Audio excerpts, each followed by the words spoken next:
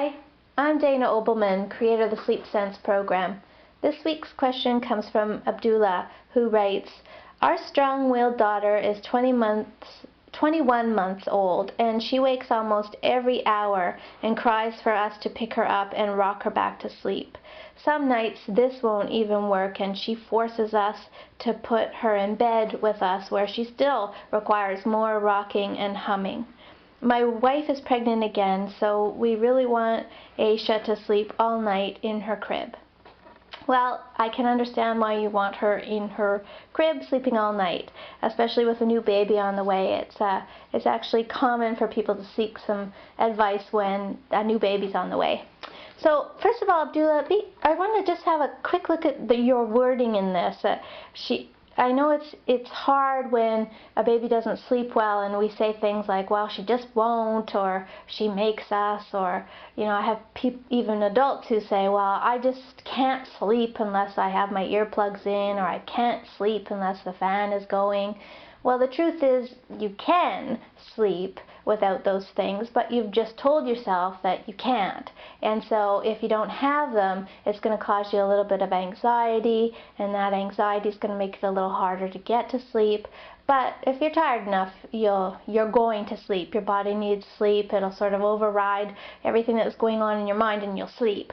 So she can sleep without rocking, and you're the parent, and so you have to remember that the bedtime and sleep, you're the boss, and so don't let her be in control, because really I have a 2-year-old as well, so I know how strong-willed they can be when they really want something. But you've really got to set some clear boundaries for her so that she knows that you're the one that's in charge and she is the child, and she'll actually feel reassured by that.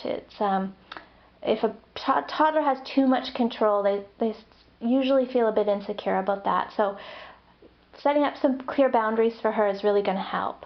So first of all, if you want her to be in her own crib, you've got to start there. So bedtime routine, make sure there's about 4 or 5 steps laid out that are the same every night. She has a bath, she gets her pajamas on, she has some story time, and then she goes into the crib awake. And I would just stop all rocking. You can have some kisses and some cuddles, but no more rocking, okay? Because that is her strategy for getting herself to sleep. She needs to say goodbye to that strategy and hello to something that's all her own. So into the crib awake, and then I would suggest, to make it a little bit of an easier transition for her, to do the stay in the room method that's outlined for toddlers in the Sleep Sense program, and that would allow you or your wife to stay present with her, to be supportive. She's going to protest the change for sure. She's 2. She's going to make her wants known. And so you've got to be calm, you've got to be supportive, but you still have to show her that sleeping in the crib is where she needs to be, and doing it herself is also where she needs to be. You could include, to give her a little bit of help, you could pick a stuffed toy of some kind, a teddy or a ducky or whatever you want to choose, something small and cuddly, maybe a special blanket that then becomes her sleeping blanket. And if children sort of have to practice a new strategy of getting themselves to sleep, they'll often look for things within their own environment that offer comfort, and a stuffed toy of some kind or a blankie often become part of the strategy. And you might see her eventually sort of hugging the teddy or stroking the blanket to her cheek, or just figuring out ways that she can comfort herself within her own environment. Okay, so those are two things you can offer her. And then for every night waking, you'll have to do the same thing. Go back, be with her, allow her to fall asleep again in that crib.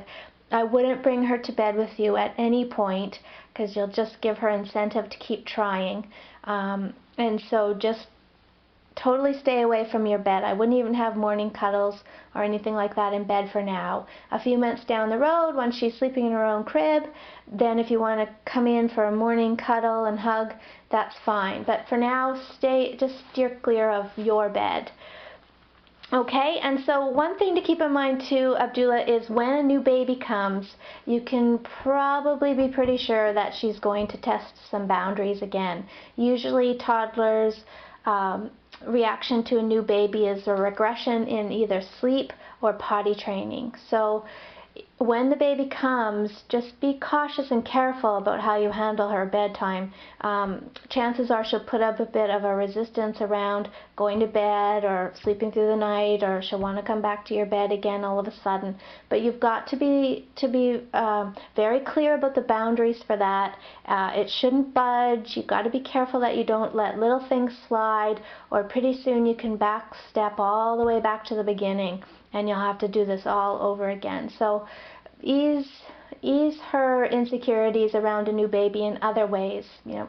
Plan a special trip, just mommy and her, or just make sure that you're spending good time with her throughout the day, so by the time bedtime rolls around, she's going to sleep and to bed in a cooperating way. So thanks a lot for your question. Good luck with your 2-year-old, and sleep well.